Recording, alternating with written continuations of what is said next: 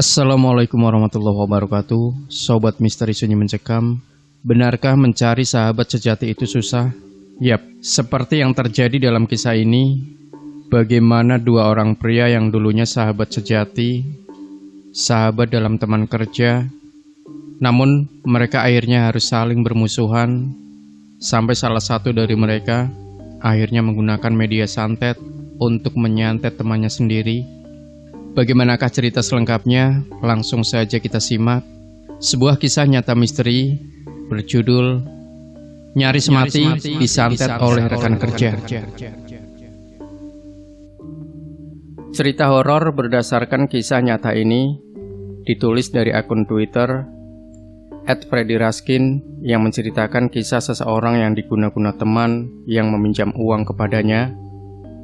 Cerita horor ini berdasarkan pengalaman mistis narasumber, namun beberapa identitas maupun lokasi sengaja dikaburkan untuk menghargai privasinya.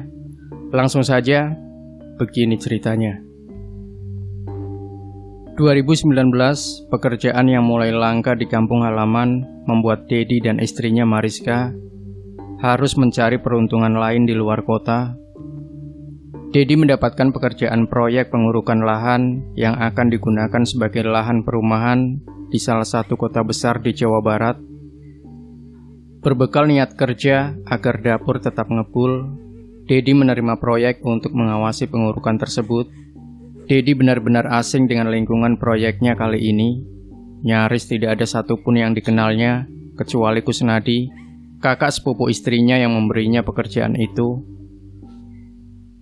Singkat cerita, ada salah seorang pengawas proyek yang akhirnya menjadi teman dekat Dedi selama mengawasi proyek tersebut.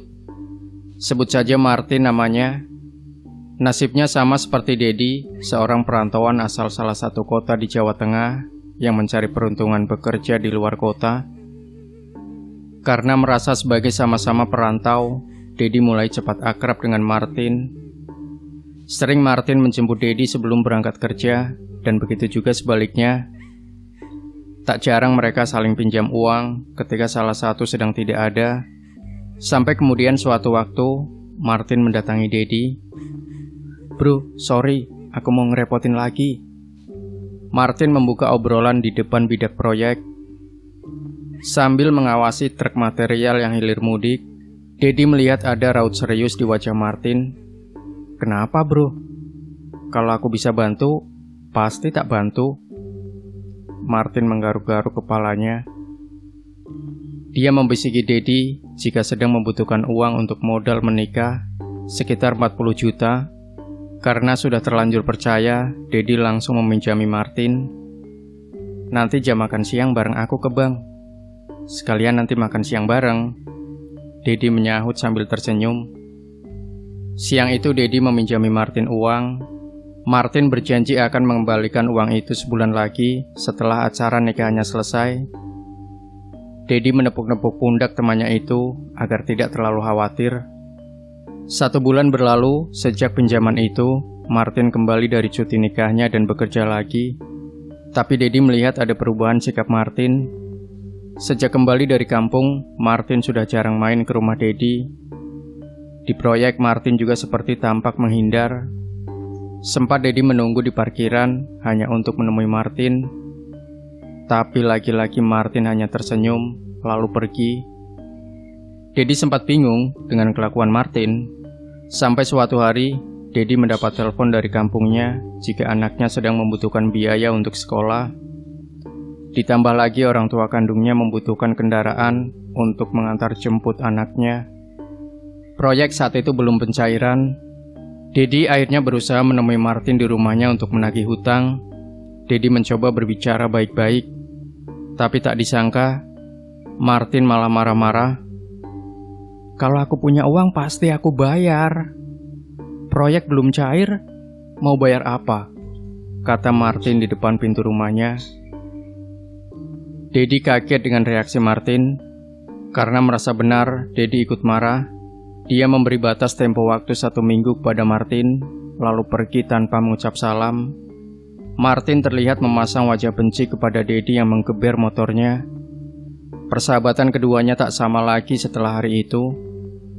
Jika bertemu di proyek, Martin menunjukkan tampak sinisnya kepada Dedi. Begitu juga Dedi. Pernah sekali saat kendaraannya berpapasan dengan Martin, Dedi sengaja berteriak, "4 hari lagi utangnya dibayar," sambil terus melaju. Sampai kemudian hari ke-6 setelah kejadian penagihan, Dedi tak sengaja berpapasan dengan Martin yang akan keluar ke parkiran. Tak seperti biasanya, raut wajah Martin tampak bersahabat. "Uangnya besok ya bro, nanti aku antar ke rumahmu," kata Martin sambil memasuki mobil. Dedi merasa heran, tapi akhirnya membalas senyum temannya itu. Sore harinya, ketika sampai di depan rumah kontrakan, Dedi diberitahu istrinya jika Martin sempat mampir. "Dia kesini nyari kamu, Mas. Memangnya kamu nggak ke proyek?" tanya Mariska sambil menyapu. "Lah, tadi siang ketemu aku kok, Dek. Kok bisa nyari aku kesini?" Dedi menyahut. Mariska hanya menggeleng. "Cuma tadi dia bawa kresek hitam. Aku pikir mau ditaruh di sini. Ternyata dibawa lagi." Dedi yang masih bingung lalu masuk ke dalam rumah. Dia mencoba menelpon Martin, tapi nomor teleponnya tak aktif. Dikirimnya pesan WA menanyakan maksud kedatangannya, tapi tak terkirim. Selepas maghrib, Dedi merasakan tubuhnya seperti merasakan masuk angin berat. Dia sempat meminta Mariska membuatkan wedang jahe, lalu tiduran ke dalam kamar. Di atas kasur, Dedi merasa tubuhnya mendadak berat. Dipakainya selimut sampai sebatas leher. Tak lama dia tertidur. Di dalam mimpinya, Dedi merasa masih berada di dalam kamarnya. Dedi melihat ada sosok besar yang sedang duduk di sampingnya. Sosok itu membelakangi Dedi. Tiba-tiba kepala sosok itu menoleh. Wajahnya hitam legam. Hanya 2 bola matanya yang putih yang tampak. Sosok itu lalu berdiri dan melompat ke dadanya. Dedi ingin memberontak, tapi tubuhnya serasa seperti tidak bisa digerakkan. Mulutnya berusaha berteriak, tapi tak keluar suaranya. Sosok itu terus mendelik, mendekatkan wajahnya ke muka Dedi. Sesaat kemudian, Dedi bangun dari tidurnya. Tubuhnya dirasakan sangat panas. Lampu kamarnya dimatikan. Hanya sedikit cahaya masuk dari pintu yang terbuka. Mata Dedi yang masih linglung mencari-cari istrinya. Dia berusaha memanggil, tapi suaranya seperti tertahan. Mata Dedi tak sengaja menangkap wujud besar yang sedang berdiri di belakang pintu. Tubuhnya sama besarnya seperti yang ada di mimpinya tadi. Keringat Dedi mengucur, suaranya tak bisa keluar. Sosok bertubuh besar dengan rambut panjang itu perlahan mendekat. Dedi mencoba menggapai-gapai tangannya, meraih apa yang bisa dipegang. Telunjuknya lalu menyentuh gelas wedang jahe dingin yang ada di atas meja. Dedi menariknya sampai gelas itu jatuh. Sosok itu nyaris menyentuh tubuh Dedi, tapi istrinya datang hampir bersamaan lalu menyalakan lampu. "Kok gelasnya dipecahkan, Mas?" kata Mariska sambil memungut pecahan beling. Dedi menarik napas panjang sambil menarik punggungnya bersandar ke ujung ranjang. Mariska lalu meraba dahi Dedi yang berkeringat. "Panas banget, Mas. Besok kita periksa ya." Dedi hanya bisa mengangguk pelan. Esoknya, kondisi Dedi semakin parah. Bahkan untuk naik ke atas motor, kakinya tidak kuat. Akhirnya, Mariska meminta bantuan tetangga kontrakan untuk mengantar. Di klinik, dokter tidak mendiagnosa Dedi terkena tipes dan diminta untuk rawat inap, tapi Dedi tidak mau. Dia memilih beristirahat di rumah. Karena sejak masuk ke area klinik, Dedi melihat banyak pasien-pasien yang tampak berdiri pucat. Beberapa dilihatnya memiliki luka menganga di bagian tubuhnya, tapi mereka tetap berdiri dengan tatapan kosong. "Aku istirahat di rumah saja, Dek. Nanti mintakan surat saja ke dokter," Dedi memberitahu istrinya dengan suara serak. Akhirnya Dedi dirawat inap di rumah.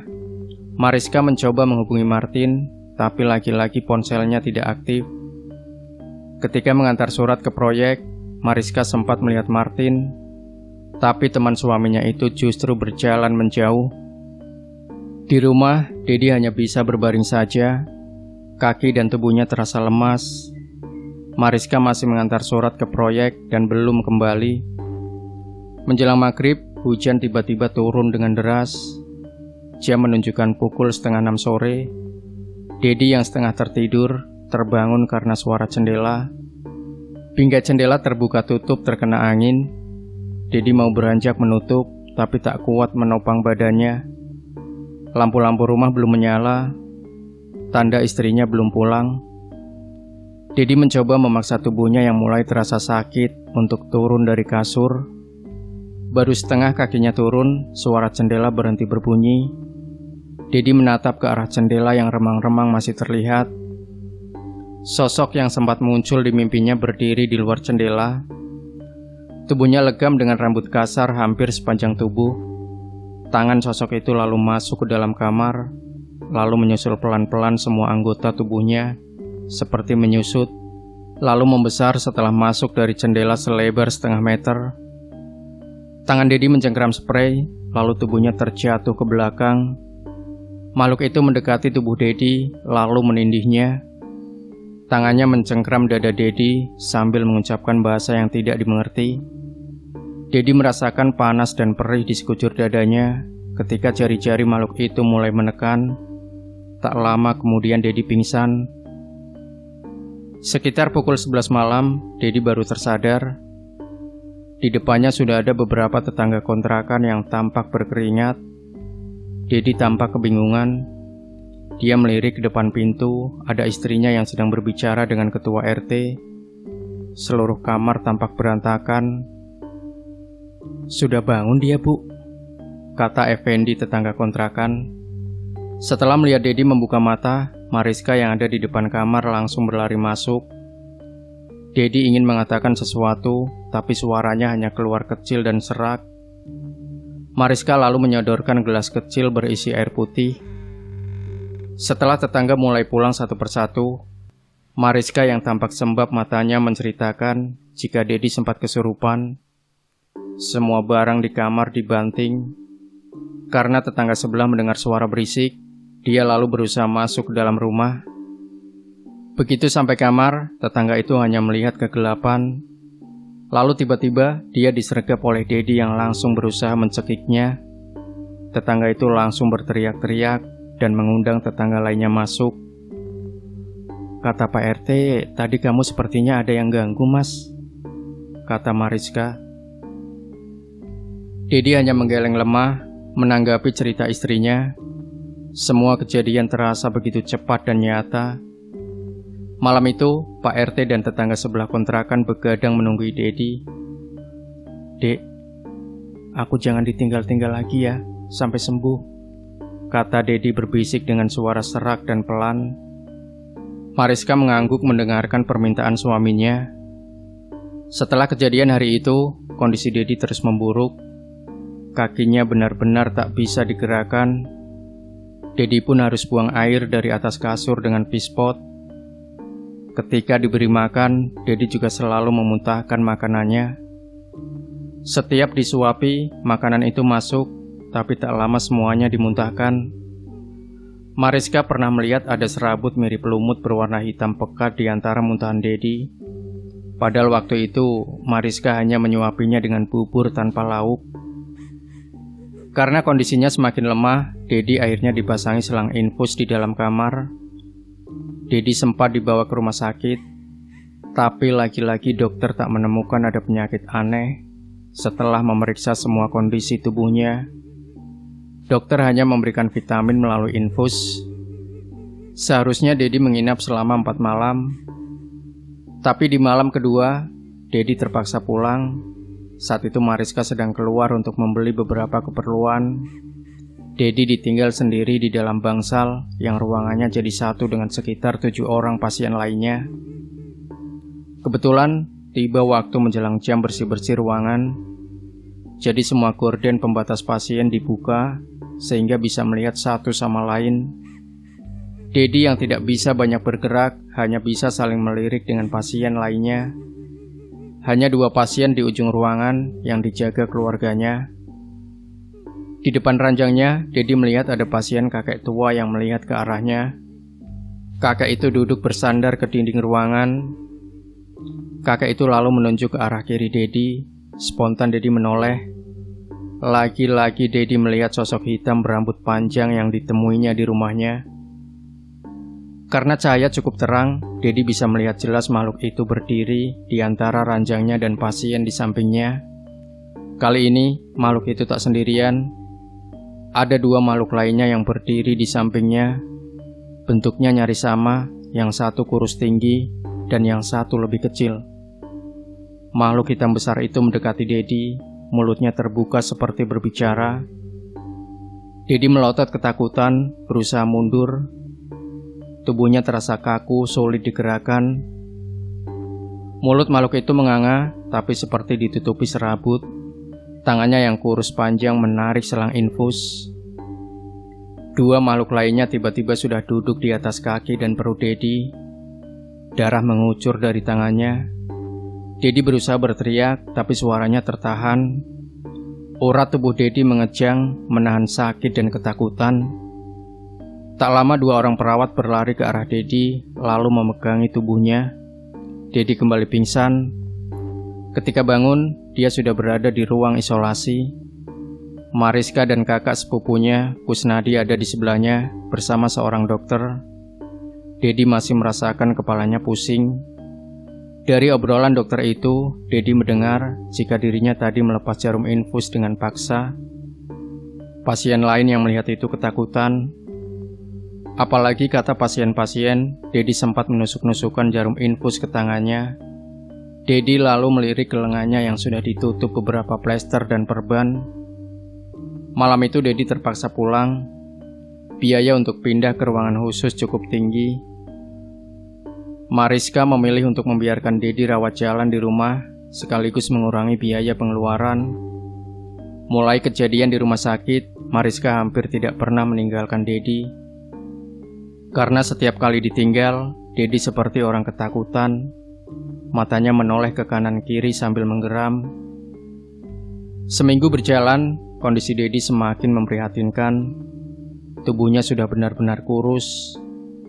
Mariska mulai kesulitan membedakan antara Dedi dalam keadaan bangun atau tertidur. Matanya hanya menatap ke atas dengan mulut menganga yang sesekali menutup. Mariska pernah mencoba mendatangi Martin untuk menagih hutang. Karena kondisi keuangan sudah semakin menipis, Mariska menitipkan Dedi kepada tetangga lalu pergi ke proyek. Tapi bukannya simpati, Martin malah berusaha seperti tidak peduli. Nanti kalau si Dedi udah sembuh, baru aku bayar hutangnya. Kok malah istrinya yang nagih? Umpat Martin sambil terus memantau proyek.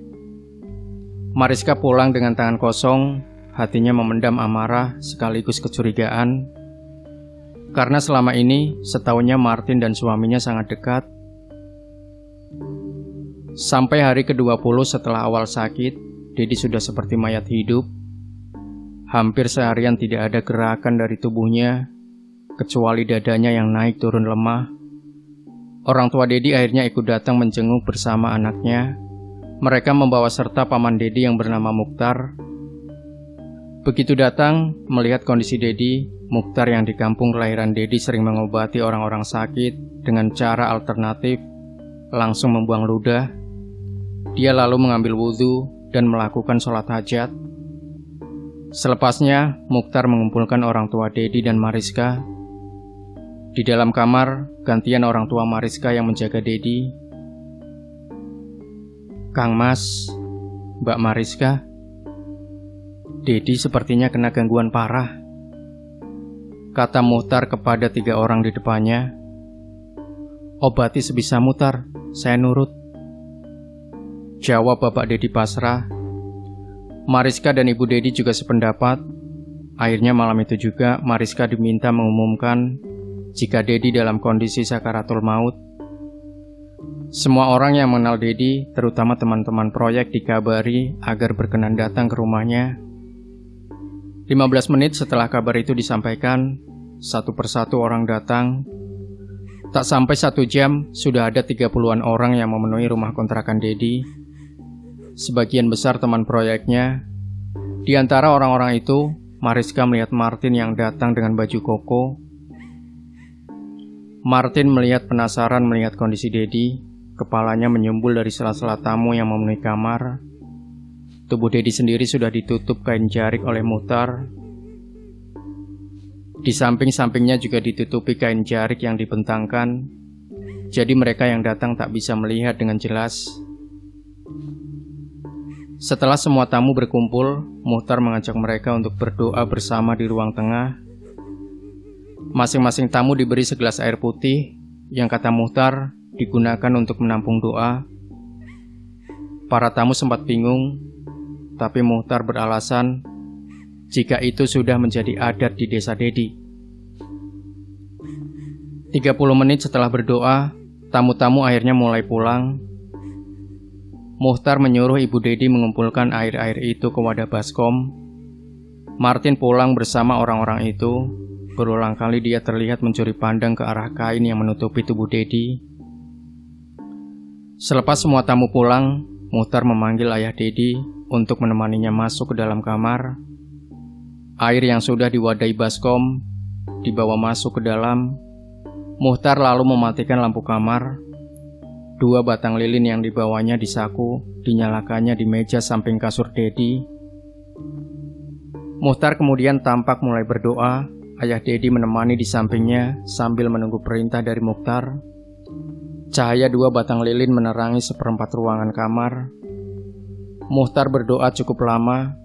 Ayah Dedi beberapa kali menguap, saking lamanya menunggu. Mata ayah Dedi nyaris terpejam ketika dia menyadari ternyata ada sesosok makhluk bertubuh besar yang sudah duduk di atas kasur. Sosok itu seperti sedang menunggui tubuh Dedi. Ayah Dedi mulai merasa tak nyaman. Di sampingnya Muhtar masih menunduk sambil membuka telapak tangan. Sosok itu tak bergerak, tapi terasa sekali aura kamar menjadi lebih pekat ketika sosok itu muncul. Ayah Dedi tak bisa melihat jelas wajah makhluk itu, tapi kepalanya terlihat lebih besar dari ukuran manusia normal, dengan rambut mirip ijuk yang panjang. Kain jarik yang dibentangkan menutup tubuh Dedi tiba-tiba seperti bergerak. Tiba-tiba seperti bergerak dari dalam. Muhtar tiba-tiba menghentikan doanya. "Baskomnya mas, bawa ke sini," kata Muhtar. Ayah Dedi lalu mengangkat baskom yang ada di sampingnya. Muhtar menyibakkan kain yang sebelumnya menutupi Dedi yang sedang terbaring. Ayah Dedi hampir berteriak menjatuhkan baskom. Muhtar buru-buru mengambil baskom itu. Ayah Dedi melihat seekor ular sedang melilit perut anaknya. Di atasnya ada seekor buaya yang sedang mencakar dada Dedi. Wajah Dedi menganga kosong. Tak menunggu lama, Muhtar langsung menyiramkan air dari baskom itu ke tubuh Dedi. Begitu air menyentuh tubuh Dedi, sosok ular dan buaya yang tadinya membekap tubuh Dedi langsung mengendur. Ular melepaskan lilitannya, lalu mengejang kaku. Begitu juga buaya yang bergulung menjauhi tubuh Dedi. Sosok hitam yang tadinya hanya duduk, mendadak berdiri dan memunguti 2 hewan itu. Dia tampak marah dan mendekati Muhtar. Dengan cekatan, Muhtar mendahului mendorong sosok itu sampai terpental ke belakang. Sosok itu mengeluarkan bahasa-bahasa yang tidak bisa diartikan. Muhtar seperti tak mendengarkan kompromi. Dia terus mendorong sosok itu sampai akhirnya menghilang di kegelapan kamar, diiringi percikan api. Tubuh ayah Dedi langsung terduduk lemas setelah makhluk itu hilang. Muhtar beranjak menghidupkan lampu kamar. Begitu lampu menyala, ayah Dedi melihat anaknya tampak bernafas dengan normal. Matanya melihat ke kanan dan ke kiri seperti orang bingung. "Bapak," kata Dedi lemah sambil menatap ayahnya. Setelah kejadian itu, kondisi Dedi perlahan mulai membaik. Sampai cerita ini ditulis, dia masih dalam tahap penyembuhan. Karena sudah terlalu lama tidak makan dan hanya berbaring di atas ranjang. Kabarnya, Dedi lalu pindah kontrakan dari tempat itu.